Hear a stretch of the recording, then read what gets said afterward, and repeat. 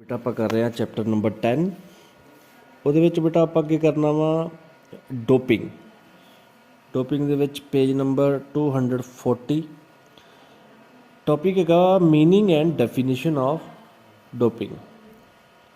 Actually ਬੇਟਾ doping body ਵਿੱਚ foreign chemical substance ਦੀ ਵਰਤੋਂ ਦੇ ਰੂਪ ਵਿੱਚ ਡਿਫਾਈਨ ਕੀਤਾ ਜਾ ਸਕਦਾ ਹੈ। ਕੋਈ ਵੀ ਇਨਸਾਨ ਬਾਹਰੀ ਕੋਈ ਚੀਜ਼ ਲੈ ਕੇ ਜਿਹਦੇ ਨਾਲ ਆਪਾਂ ਯੂਜ਼ ਕਰਦੇ ਹਾਂ ਬਿਨਾਂ ਪਰਮਿਸ਼ਨ ਤੋਂ ਜਿਹੜੀ ਚੀਜ਼ਾਂ ਉਹ ਡੋਪਿੰਗ ਦੇ ਵਿੱਚ ਦਾਇਰੇ 'ਚ ਆਉਂਦੀਆਂ ਨੇ। ਇਹ ਹੁੰਦੀਆਂ ਕਿਉਂ ਨੇ? ਇੱਕ ਕੰਪੀਟੀਸ਼ਨ ਜਾਂ ਵਿੱਚ ਜਦੋਂ ਆਪਾਂ ਪਰਫੋਰਮ ਕਰਦੇ ਹਾਂ ਉਹਦੇ ਵਿੱਚ ਆਪਾਂ ਆਪਣਾ ਪਰਫੋਰਮੈਂਸ ਨੂੰ ਵਧਾਉਣ ਦੇ ਲਈ ਇਨਹਾਂਸ ਕਰਨ ਦੇ ਲਈ ਲਈਆਂ ਜਾਂਦੀਆਂ ਨੇ ਨੈਸ਼ਨਲ ਅਤੇ ਇੰਟਰਨੈਸ਼ਨਲ ਲੈਵਲ 'ਤੇ। ਅੱਜ ਕੱਲ੍ਹ ਤਾਂ ਕੁਛ ਆਪਣੇ ਸਟੇਟ ਲੈਵਲ ਤੱਕ ਵੀ ਯੂਜ਼ ਕੀਤੀਆਂ ਜਾਂਦੀਆਂ ਨੇ, ਬੱਚੇ ਜ਼ਿਆਦਾ ਕਰਨ ਲੱਗ ਪਏ ਨੇ। ਇਹ ਬਹੁਤ ਜ਼ਿਆਦੀਆਂ ਡੇਂਜਰਸ ਹੁੰਦੀਆਂ ਨੇ ਆਪਣੀ ਬਾਡੀ ਦੇ ਲਈ, ਡੇਂਜਰਸ ਸਾਈਡ ਇਫੈਕਟਸ ਹੁੰਦੇ ਨੇ ਇਹਨਾਂ ਦੇ। ਡੋਪਿੰਗ ਦੇ ਮੈਥਡ ਔਰ ਸਬਸਟੈਂਸ ਐਥਲੀਟ ਦੀ ਹੈਲਥ ਨੂੰ ਬਹੁਤ ਜ਼ਿਆਦਾ ਨੁਕਸਾਨ ਪਹੁੰਚਾ ਸਕਦੇ ਨੇ। ਇਹਦੇ ਨਾਲ ਇੱਥੋਂ ਤੱਕ ਕਿ ਮੈਂ ਆਪਣੀ ਲਾਈਫ ਦੇ ਵਿੱਚ ਵੇਖੇ ਲੋਕ ਕੁਛ ਜਿਹੜੇ ਹੈਂਡੀਕੈਪਡ ਹੋਏ ਨੇ ਜੋ ਡੋਪਿੰਗ ਵਗੈਰਾ ਕਰਦੇ ਸੀ। According to international Olympic committee ਇਹਦੇ ਵਿੱਚ ਡੋਪਿੰਗ ਕਿਸੇ ਇੱਕ ਅਜਿਹੇ ਮੈਥਡ ਸਬਸਟੈਂਸ ਦੀ ਵਰਤੋਂ ਹੈ ਜੋ ਐਥਲੀਟ ਨੂੰ ਨੁਕਸਾਨ ਪਹੁੰਚਾ ਸਕਦਾ ਹੈ ਜਾਂ ਉਸ ਕੰਪੀਟੀਟਰ ਨਾਲੋਂ ਅਨਫੇਅਰ ਐਡਵਾਂਟੇਜ ਹਾਸਲ ਕਰਨ ਦੀ ਕੋਸ਼ਿਸ਼ ਵਿੱਚ ਹੁੰਦਾ ਹੈ। ਹੁਣ ਇੱਕ ਵਾਡਾ ਆ ਜਾਂਦੀ ਹੈ, ਵਾਡਾ WADA ਵਾਡਾ। ਇਹਦਾ ਫੁੱਲ ਫੋਰਮ ਹੈਗੀ ਹੈ ਜੀ ਵਰਲਡ ਐਂਟੀ ਡੋਪਿੰਗ ਏਜੰਸੀ। ਇਹਨਾਂ ਦਾ ਕੰਮ ਹੁੰਦਾ ਵਾ ਇਸ ਚੀਜ਼ ਨੂੰ ਰੋਕਣਾ, ਡੋਪਿੰਗ ਨੂੰ। ਉਹ ਕਰਦੇ ਕੀ ਹੈ, ਅੱਗੇ ਪੁਆਇੰਟ ਦਿੱਤੇ ਹੋਏ ਆ। ਪਹਿਲਾ ਪੁਆਇੰਟ ਹੈਗਾ ਐਥਲੀਟ ਦੇ ਸੈਂਪਲ ਵਿੱਚ ਇੱਕ ਪ੍ਰੋਹਿਬਿਟਡ ਸਬਸਟੈਂਸ ਦੀ ਪ੍ਰੈਜ਼ੈਂਸ ਨੂੰ ਇਹਨਾਂ ਨੇ ਦੇਖਣਾ ਵਾ। ਦੂਸਰਾ ਪ੍ਰੋਹਿਬਿਟਡ ਸਬਸਟੈਂਸ ਔਰ ਮੈਥਡ ਦੀ ਵਰਤੋਂ ਜਾਂ ਵਰਤੋਂ ਦੀ ਕੋਸ਼ਿਸ਼, ਇਹ ਵੀ ਚੈੱਕ ਕਰਨਾ। ਤੀਸਰਾ ਸੂਚਿਤ ਕੀਤੇ ਜਾਣ ਤੋਂ ਬਾਅਦ ਵੀ ਸੈਂਪਲ ਕਲੈਕਸ਼ਨ ਸਬਮਿਟ ਕਰਨ ਤੋਂ ਇਨਕਾਰ ਕਰਨਾ। ਅਗਰ ਕੋਈ ਵੀ ਇਹ ਕਿਸੇ ਤੋਂ ਵੀ ਸੈਂਪਲ ਮੰਗ ਸਕਦੇ ਆ, ਉਹ ਇਹਨਾਂ ਨੂੰ ਇਨਕਾਰ ਨਹੀਂ ਕਰ ਸਕਦਾ। ਨੰਬਰ 4 ਐਥਲੀਟ ਦੇ ਟਿਕਾਣਿਆਂ ਬਾਰੇ ਜਾਣਕਾਰੀ ਅਤੇ ਮਿਸਡ ਟੈਸਟ ਨੂੰ ਫਾਈਲ ਕਰਨ ਵਿੱਚ failure. Number 5 doping control process ਦੇ ਕਿਸੇ ਵੀ ਪਾਰਟ ਨਾਲ ਛੇੜਛਾੜ ਕਰਨਾ। ਨੰਬਰ 6 ਇੱਕ ਪ੍ਰੋਹਿਬਿਟਡ ਸਬਸਟੈਂਸ ਔਰ ਮੈਥਡ ਦਾ ਕਬਜ਼ਾ ਕਰਨਾ। ਨੰਬਰ 7 ਕਿਸੇ ਪ੍ਰੋਹਿਬਿਟਡ ਸਬਸਟੈਂਸ ਔਰ ਮੈਥਡ ਦੀ ਟ੍ਰੈਫਿਕਿੰਗ ਕਰਨਾ। ਨੰਬਰ 8 ਐਥਲੀਟ ਨੂੰ ਪ੍ਰੋਹਿਬਿਟਡ ਸਬਸਟੈਂਸ ਔਰ ਮੈਥਡ ਦਾ ਪ੍ਰਬੰਧ ਕਰਨ ਦੀ ਕੋਸ਼ਿਸ਼ ਕਰਨਾ। ਟੋਟਲ ਇਹ ਸਾਰੇ ਪੁਆਇੰਟ ਹੁੰਦੇ ਨੇ ਜਿਹੜੇ ਆਪਾਂ ਨੂੰ ਵਾਡਾ ਨੇ ਚੱਕਣੇ ਹੁੰਦੇ ਨੇ ਜਾਂ ਚੀਜ਼ਾਂ ਚੈੱਕ ਕਰਨੀਆਂ ਹੁੰਦੀਆਂ ਨੇ। ਇਹ ਐਂਟੀ ਵਾਡਾ ਦਾ ਦੁਬਾਰਾ ਤੁਹਾਨੂੰ ਦੱਸ ਦਿੰਦਾ ਵਾ, WADA ਮਤਲਬ world anti doping agency. Next ਬੇਟਾ classification of doping, type of doping. ਕਿਹੜੀ ਡੋਪਿੰਗ ਦੀ ਟਾਈਪ ਹੁੰਦੀ ਹੈ, ਆਪਾਂ ਕਿਵੇਂ ਕਲਾਸੀਫਿਕੇਸ਼ਨ ਕਰ ਸਕਦੇ ਹਾਂ ਇਹਦੀ। ਪਹਿਲਾ ਹੈਗਾ ਜੀ ਪਰਫੋਰਮੈਂਸ ਇਨਹਾਂਸਿੰਗ ਸਬਸਟੈਂਸ, ਦੂਸਰਾ ਫਿਜ਼ੀਕਲ ਮੈਥਡ। ਦੋ ਚੀਜ਼ਾਂ ਹੁੰਦੀਆਂ ਨੇ ਇਹਦੇ ਜਿਹੜੇ ਕਲਾਸੀਫਿਕੇਸ਼ਨ ਹੁੰਦੀ ਹੈ। ਪਹਿਲਾ ਹੈਗਾ ਜੀ ਪਰਫੋਰਮੈਂਸ ਇਨਹਾਂਸਿੰਗ ਸਬਸਟੈਂਸ। ਉਹ ਕਿਹੜੇ ਹੁੰਦੇ ਨੇ? ਪਰਫੋਰਮੈਂਸ ਇਨਹਾਂਸਿੰਗ ਡਰੱਗਸ ਹਿਊਮਨ ਵਿੱਚ ਕਿਸੇ ਵੀ ਤਰ੍ਹਾਂ ਦੀਆਂ ਐਕਟੀਵਿਟੀ ਦੇ ਪਰਫੋਰਮੈਂਸ ਨੂੰ ਇੰਪਰੂਵ ਕਰਨ ਲਈ ਵਰਤੀਆਂ ਜਾਂਦੀਆਂ ਹਨ। ਮਤਲਬ ਕੋਈ ਵੀ ਆਪਾਂ ਪਰਫੋਰਮੈਂਸ ਦੇਣੀ ਹੈ ਉਹਨੂੰ ਵਧਾਉਣ ਦੇ ਲਈ। ਫਿਜ਼ੀਕਲ ਪਰਫੋਰਮੈਂਸ ਇੰਪਰੂਵ ਕਰਨ ਵਾਲੀਆਂ drugs athlete and body builders ਦੁਆਰਾ ਵਰਤੀਆਂ ਜਾਂਦੀਆਂ ਹਨ।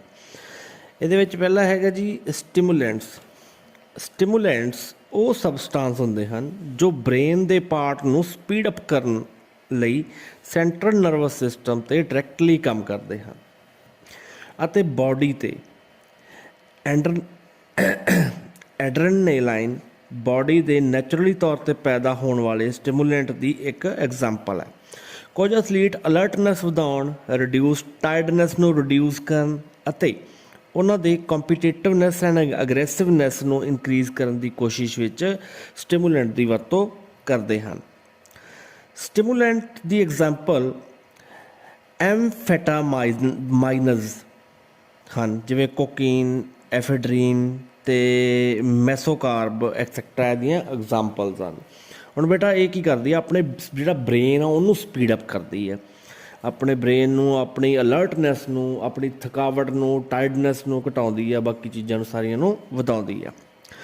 ਇਹ ਸੀ ਸਟਿਮੂਲੈਂਟਸ। ਦੂਸਰਾ ਆ ਗਿਆ ਜੀ anabolic steroids. Body builder and athletes ਅਕਸਰ ਮਸਲ ਬਣਾਉਣ ਅਤੇ ਐਥਲੈਟਿਕ ਪਰਫਾਰਮੈਂਸ ਨੂੰ ਇੰਪਰੂਵ ਕਰਨ ਲਈ ਐਨਾਬੋਲਿਕ ਸਟੀਰੋਇਡ ਦੀ ਵਰਤੋਂ ਕਰਦੇ ਹਨ।